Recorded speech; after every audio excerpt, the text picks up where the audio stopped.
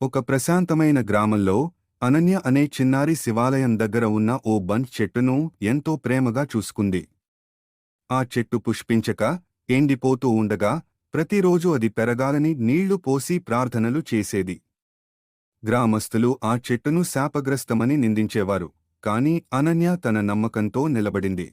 ఒకరోజు ఘోరమైన తుఫాను గ్రామంలో కలకలం సృష్టించింది, పంటలను నాశనం చేసింది.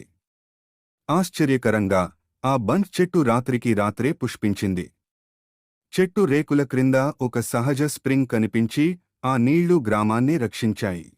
తరువాత శివుడు ప్రత్యక్షమై అనన్య నమ్మకానికి, దయకు ఆశీర్వాదమిచ్చాడు.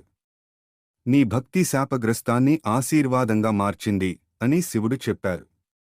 నైతికం, విశ్వాసం మరియు పట్టుదల మనకు అద్భుతాలను అందిస్తాయి. వీడియో చూసినందుకు ధన్యవాదాలు. దయచేసి